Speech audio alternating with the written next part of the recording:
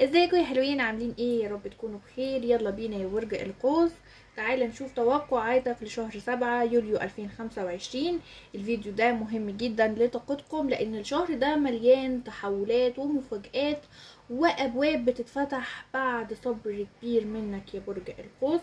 هنغوص في كل المجالات ونشوف الدنيا رايحة على فين. ولو حابب تعمل قراءة خاصة اكتر تخصك، رقمي موجود في صندوق الوصف على الواتساب. يلا بينا نبدأ على بركة الله ونقول بسم الله ونشوف طاقتك العامة يا برج القوس فيها ايه.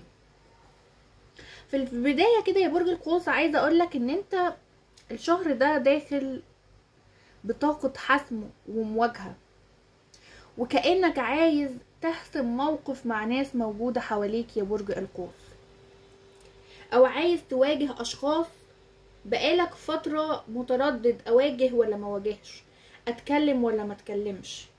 في امور كنت سايبها متعلقة يا برج القوس، او كنت مأجلها، بس خلاص وكأنك اخدت القرار ان انت خلاص مش هتسكت عليها اكتر من كده. برج القوس، عايزة اقولك ان في ناس هتخرج من حياتك بارادتك انت اللي عايز ده وانت اللي هتعمل ده، وابواب جديدة هتتفتح لك تاني.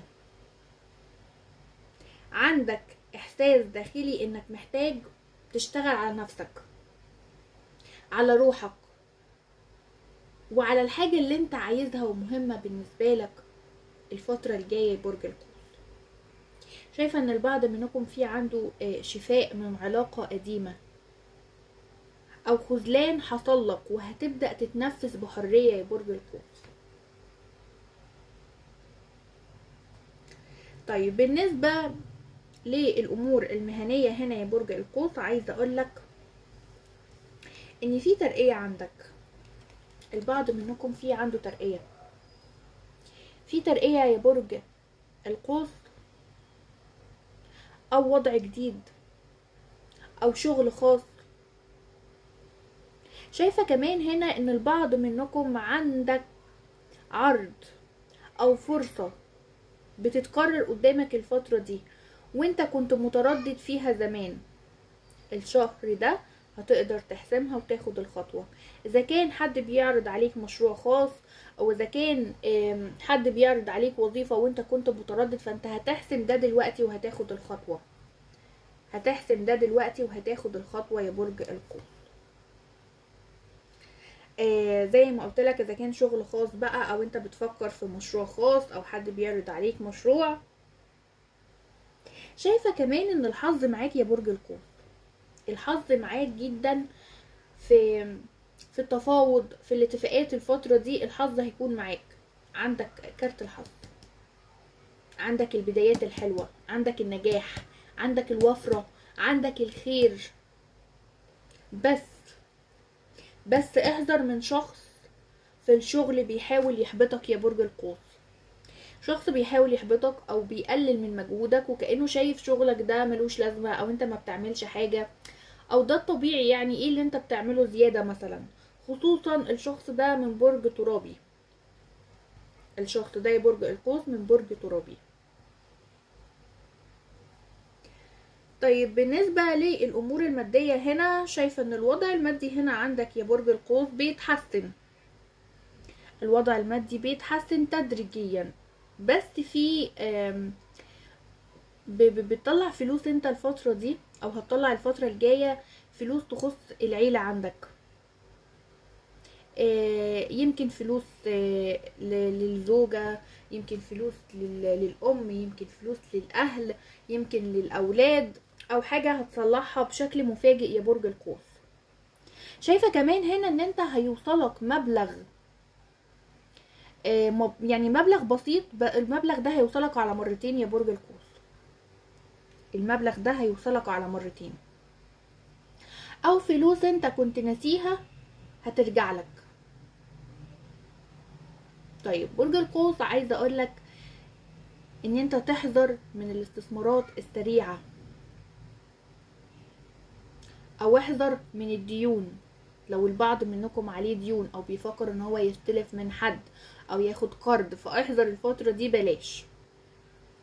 وخليك حذر في توقيع اي اوراق مالية يا برج القوس. طيب بالنسبة للوضع الاجتماعي عندك هنا يا برج القوس، شايفة ان انت الفترة دي هتبدأ تفلتر ناس من حياتك، هتبدأ تخرج ناس من حياتك، هتبدأ تفلتر دايرة معارفك. في ناس مش كويسة حواليك، نيتهم مش حلوة، فانت هتفلتر دول، هتخرجهم. شايفة كمان هنا ان البعض منكم في عنده شخص من الماضي هيظهر له تاني في حياته فجأة، وده يمكن هيخضك شوية او هيخليك مرتبك شوية يا برج القوس. طيب عايزة اقول لكم كمان هنا ان في رحلة او في سفر عند البعض منكم، في رحلة او في سفر او في خروج مفاجئ هيغير مودك تماما يا برج القوس، هيغير مودك بشكل ايجابي، هيغير مودك للاحسن. شايفة كمان يا برج القوس ان البعض منكم هيحضر في تجمع او هيحضر مناسبة، وهيكون هو يعني محط الانظار الكل، هتبقى لافت نظر كل الناس اللي موجودة في المكان يا برج القوس، بلبسك بستايلك. لو انتي بنت بانوثتك وفستانك وشياكتك والميك اب هتبقي لافتة النظر في كل حاجة. اذا كان انت او هي في هتبقى لافت النظر للناس اللي موجودة حواليك يا برج القوس. طيب يلا بينا نشوف كمان الطاقة العاطفية. طيب يا برج القوس، زي ما احنا متعودين هنبدأ بطاقة العزاب معانا. عايزة اقولك ان في اعجاب جديد داخل حياتك يا برج القوس، شخص معجب بيك، بس الشخص ده انا شايفاه ان هو يعني شخص غامض شوية، ومش بيصرح بسهولة، مش بيتكلم بسهولة، شخص بطيء شوية في خطواته يا برج القوس. الانجذاب هنا من الشخص ده عالي، بس لازم تفهم نواياه الاول قبل ما تتعلق بيه. شايفة كمان هنا يا برج القوس ان البعض منكم فيه فرصة تعارف عن طريق السوشيال ميديا، او صديق مشترك ما بينك وما بين الشخص اللي هيخش حياتك ده يا برج القوس.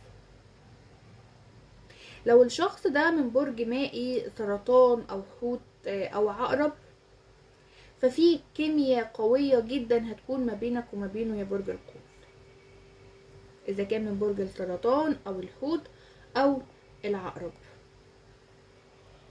طيب بالنسبة لطاقة المرتبطين او المتجوزين، هنا شايفة ان الشهر ده فيه شوية شد وجذب ما بينك وما بين الشريك يا برج القوس، بس هيكون فيه فرصة للمصارحة وتجديد العلاقة من اول وجديد، تجديد العلاقة للأحسن، خطوات ايجابية.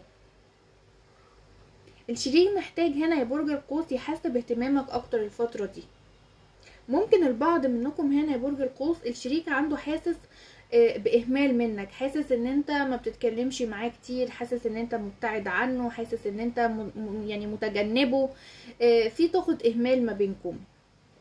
شايفة كمان هنا يا برج القوس ان البعض منكم في عنده سفر، او يعني سفر ما بينه وما بين الشريك، هيكون مع الشريك ويسافروا، او تغيير جو هينعش العلاقة ما بينك وما بين الشريك تاني يا برج القوس، هيرجع الطاقة الإيجابية ما بينك وما بين الشريك. طيب عايزة أحذرك من حاجة مهمة بالنسبة لك يا برج القوس، للمتجوزين أو المرتبطين، خليك حذر من تدخلات طرف ثالث. طب طرف ثالث زي مين؟ طرف ثالث سواء شخص من العيلة أو صديق للشريك يا برج القوس، خلي بالك من تدخلات الطرف الثالث في العلاقة الشهر ده يا برج القوس. طيب بالنسبة لطاقة المنفصلين برج القوس، انا شايفة هنا ان في طاقة مراقبة ما بينك وما بين الشريك، يعني انت بتراقب الشريك هنا بشكل قوي، الشريك بيراقبك بشكل قوي، بيبص عليك، عايز يعرف اخبارك. شايفة ان انت نفس البعض هنا يعني نفسيته تعبانة ومتأثر، يمكن تعبان نفسيا، يمكن البعض تعبان جسديا بسبب الطاقة العاطفية اللي عندك يا برج القوس بسبب بعد الشريك او الانفصال اللي حاصل ما بينكم او الخيانة اللي حصلت مؤثرة عليك يا برج القوس. برج القوس عايزة اقولك ان الشخص اللي سابك او انت سبته لسه بيفكر فيك وبيفتح ذكرياتكم مع بعض، اذا كانت محادثات ما بينك وما بينه، اذا كانت صور ما بينكم، فيديوهات ما بينكم، بيفتكر كل ده، بيروح يقعد في مكان كنتوا انتوا بتقعدوا فيه مع بعض يا برج القوس. عايزه اقول لك يا برج القوس ان في طاقه رجوع، في رجوع فعلا، في رجوع وبدايه جديده ما بينك وما بين الشخص ده، خصوصا بعد يوم 17 في الشهر يا برج القوس. بعد يوم 17 في الشهر هيكون في تواصل من الشخص ده ليك، لكن انت لازم تسأل نفسك هل انا لسه محتاج العلاقة دي، ولا خلاص اتعلمت درس، ولا خلاص فكيت تعلق وما بقيتش حاسس بالاشتياق واللهفة القوية زي الاول. يعني انت بعد ما هو رجع وتواصل واتكلم معاك هنا ممكن ما تحسش باللهفة والاشتياق، تحس ان هو بالنسبة لك بقى شخص عادي يا برج القوس. ففكر قبل ما تقرر وتاخد خطوة.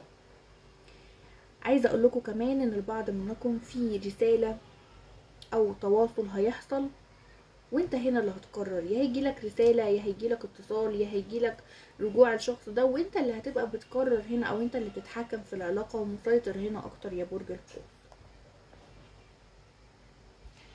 طيب تعالوا كمان ناخد الرسائل الروحانية بتاعتنا واحنا بنشوف الفيديو كده يا برج القوس. يلا اللي لسه ما حطش اللايك الحلو بتاعنا نحط لايك والكومنت الاحلى ونشير الفيديو مع اصحابنا، واللي لسه مشتركش في القناه ننزل بسرعه نعمل اشتراك ونفعل الجرس عشان يوصل لكم اشعارات بكل توقعات الفيديوهات بتاعتنا وكمان اللايفات يا حلوين. طيب برج القوس عايزه اقول لك هنا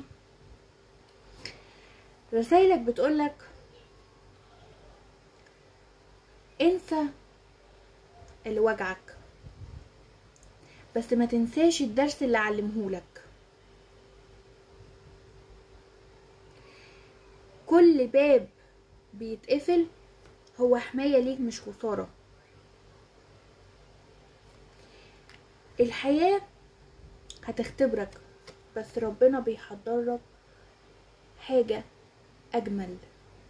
في عندك فرحة جايالك، في عندك سعادة، في عندك فرحة وسعادة، في عندك تحقيق أمنيات يا برج القوس.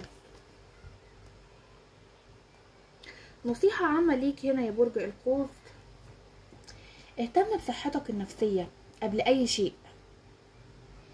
لو حاسس انك تعبان من الناس خد وقتك وما تبررش انت اتصرفت كده ليه، انت بعدت ليه، انت اتعاملت كده ازاي، ما تبررش لحد حاجة. اللي عايزك حتى لو انت غلطان هيفضل معاك، فما تبررش اي موقف يا برج القوس. لو في حد بيحبك بصمت هيبدأ يبان مع الوقت. خليك واعي، خليك مرن يا برج القوس، لكن ما تتنازلش عن كرامتك ومبادئك. تعالوا كمان نشوف رسائل الجنيات ليك هتقولك ايه يا برج القوس.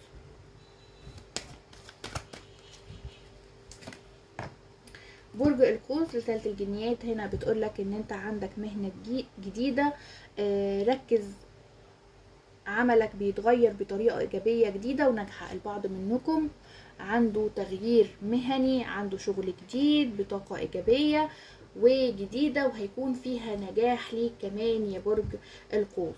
طيب نستقبل الطاقة الإيجابية ونستقبل بشرة الخير، وبكده نكون خلصنا توقعات برج القوس لشهر يوليو. طاقة الشهر ده قوية وفيها تغييرات بتخدمك أكتر مما هي تزعجك يا برج القوس. لو حسيت ان الكلام لمسك سيبلي تعليق واعملي لايك وشارك الفيديو مع اصحابك من برج القوس. واللي حابب قراءة خاصة رقم موجود في صندوق الوصف، واتساب مفتوح ليك في اي وقت. اشوفكم قريب في قراءة جديدة وخليك دايما قدها يا برج القوس. بحبكم كتير، اشوفكم الفيديو الجاي على خير. سلام يا حلوين.